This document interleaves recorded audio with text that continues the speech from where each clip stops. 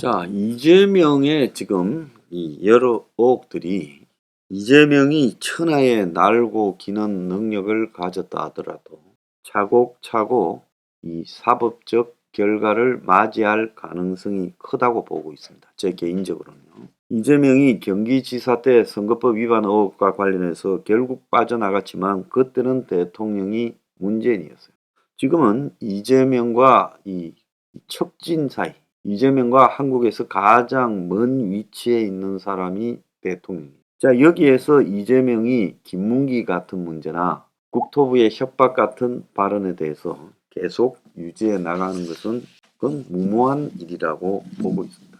그래서 결국은 선거법 위반 사건에서 저는 개인적으로 판사들이 아무리 사법부가 지금 좌파 성향의 민주당 성향에 가깝다 하더라도 이거를 김문기를 뻔히 아는 증거들이 수없이 나오는데 김문기를 모른다거나 국토부가 이재명을 협박했다거나 자 이런 것들이 기각될 가능성이 거의 없다고 보고 있습니다. 과거에 이재명이가 경기도지사 때의 문제는 TV 토론에서 언격결로 이야기를 했다고 할 수 있겠지만은요.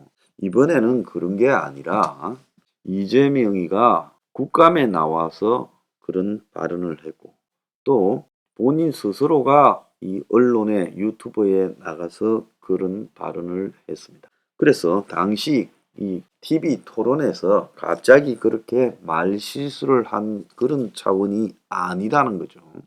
그래서 이 이재명에 있어서 지금 선거법 위반 관련 혐의에 대해서도 최소한 100만 원 이상 형이 나올 가능성이 저는 확정적이라고 보고 있고요.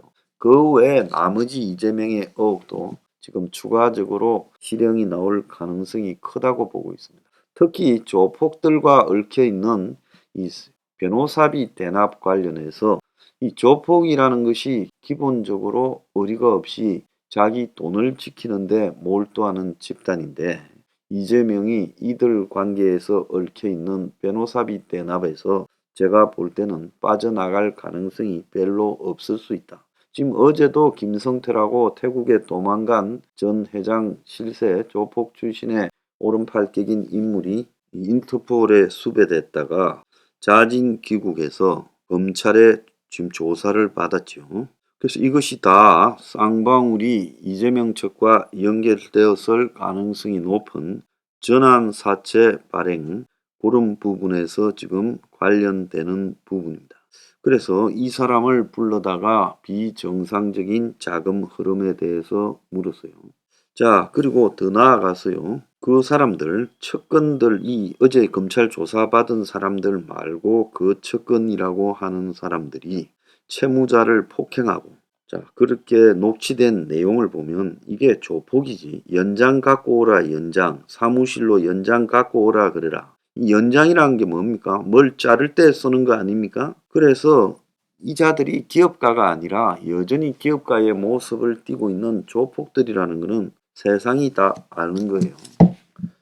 자, 쌍방울 비리 의혹과 관련해서 이화영이라고 이재명 밑에 평화부지사를 했던 사람이 쌍방울로부터 법인카드를 받아서 써대고 또 그가 하는 아태평화위원회인가 하는 단체에 쌍방울에서 지금 지원이 들어간 부분에 대해서 이화영의 측근도 한 명이 체포가 되고 이화영도 지금 법카 1억을 썼다고 이 조사를 받았습니다. 그래서 쌍방울에서 지금 유죄가 나올 가능성이 커지고 있고요. 성남FC의 두산 관련도 만만치가 않고 지금 대장동이나 위례 그리고 백현동도 전부 다시 수사가 진행되고 있는 상황이에요.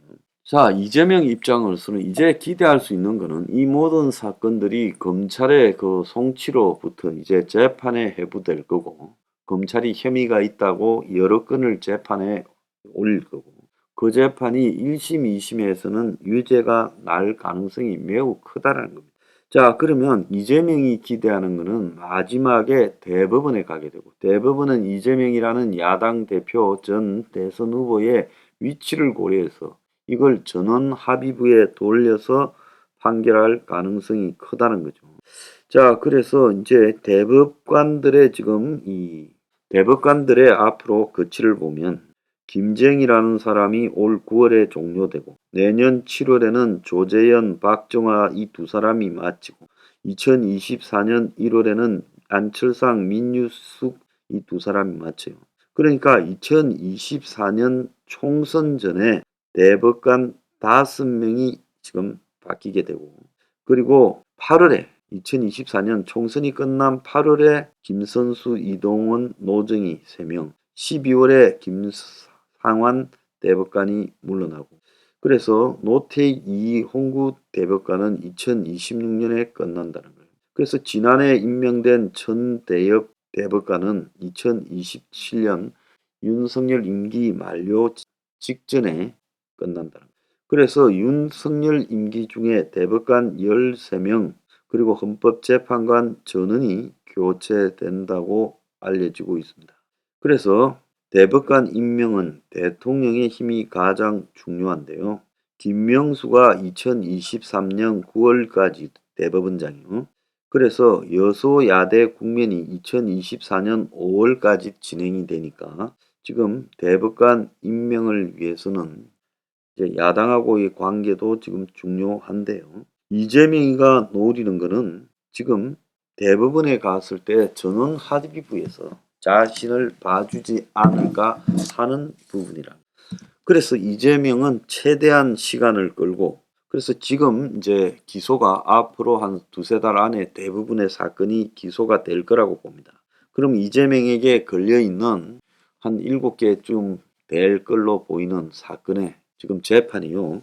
빠르면 이제 한 2달 뒤에 시작할 거고 느린 거는 이제 한 너댓 달 뒤에 시작할 겁니다. 그럼 이게 대법원까지 가는데 한 1년쯤 걸린다고 생각하면 2024년 총선 직전 정도에 대법원에서 이재명의 최종 판결이 날 가능성이 크다고 보여요.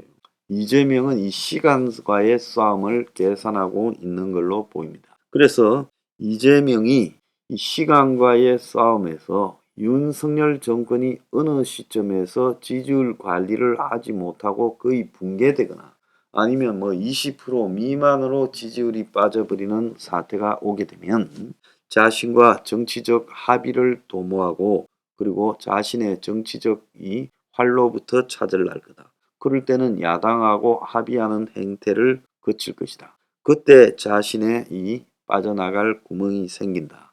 또 최악의 경우에는 대법원에서 문재인이가 임명해 놓은 대법관의 정치 성향에 기댈 거라고 보고 있습니다. 자, 현재 한국의 대법관은 문재인이 임명한 사람이 압도적으로 많습니다. 그래서 문재인이 11명을 임명을 했는데요. 14명의 대법관 중에 자, 이들이 아마 정치 성향이 대부분 문재인과 일치할 거라고 보입니다. 그러니까 임명했겠죠. 자, 그러면 이재명이 지금 현재까지는 압도적으로 우위에 있지만 앞으로 점차 교체되어 가는데 그래도 총선 전까지 5명밖에 교체 안 돼요.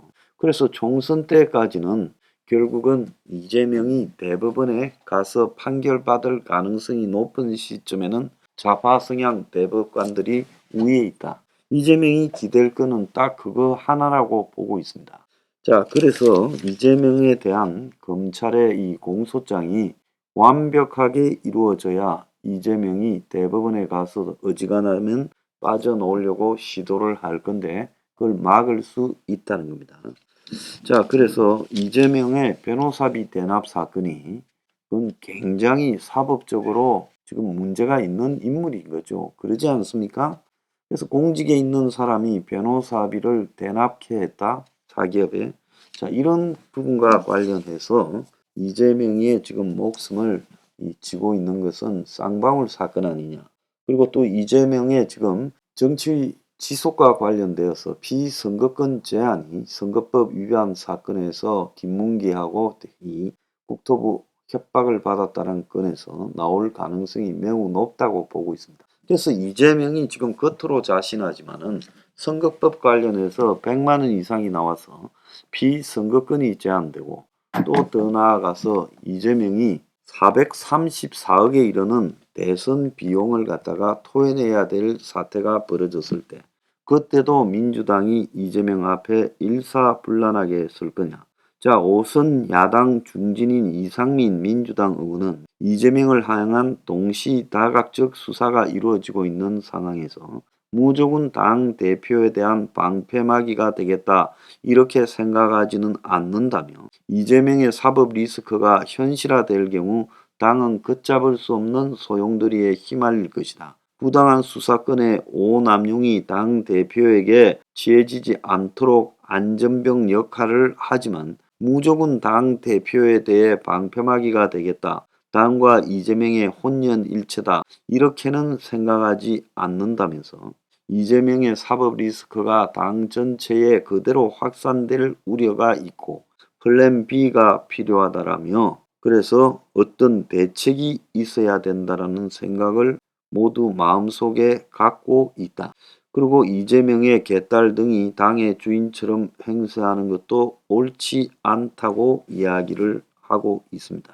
그래서 이상민 의원뿐만 아니라 지금 여러 사람들이 이재명과 관련되는 부분에 말을 안 하고 있지만 우려를 하고 있고 결국은요, 이 이재명이 사법적 처리를 너무 우습게 알고 있다. 그리고 검찰과 윤석열 정권에서 이재명에 대한 사법적 처리 판단을 그렇게 대충하고 이 사안을 밀고 가는 게 아니다. 현재 검핵관이라고 부르는 윤 정권의 이 검찰 출신 핵심 관계자 한동훈 법무부터 비롯해서요. 청와대에 있는 사람 그리고 또 이원석 검찰총장 등은 이재명에 대한 사법 처리가 나름 계산으로는 충분히 가능하다라고 보고 이 사태를 끌고 가고 있는 거다. 그리고 그렇게 하는 것이 윤석열의 지지를 끌고 가는 가장 핵심이다. 그래서 보수 측으로서는 이재명 하나라도 사법 처리를 했을 때 윤석열의 업적이 될 거고 그런 이상은 이 핵심 보수 지지자들은 윤석열을 지지할 것이다 라는 계산을 하고 있다. 그래서 이재명에 대한 사법 처리가 이게 무슨 좋고 싫고의 문제가 아니라 윤석열 생존에 필수적이다. 그리고 그들은 검찰 출신들이다. 이렇게 볼 때요. 이재명이 지금 시간을 끌어서 시간과의 싸움에서 윤 정권이 스스로 무너지거나 경제 같은 환경이 아주 악화되거나 또 대법원에 기대고 있다라는 게 지금 이 답인데 대법원에 기대고 있다는 게 이재명의 생각인데 이 모든 것이 잘 통하지 않을 수 있다고 봅니다.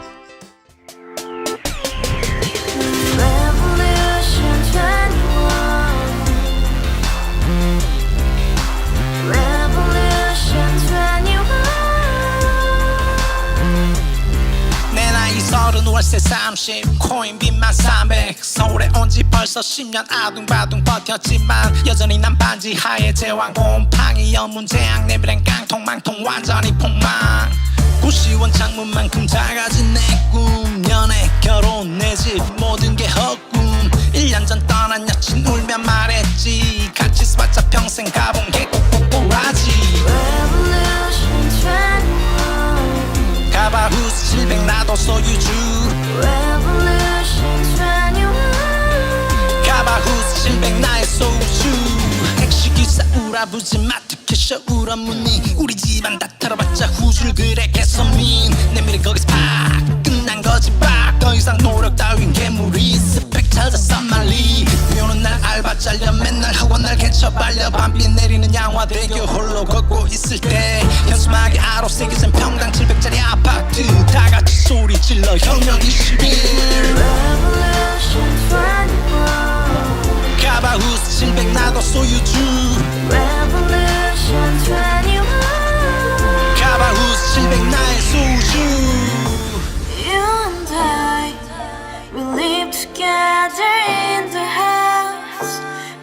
a day, and your dream had just begun. Revolution 21, only open happiness. 너의 곁에 내가 영원히 지금까지 정치인들 입만 열면 찝찝찝 개소리 멍멍멍 쳤다 하면 뻥 잘난 부모 만나 잘난 학교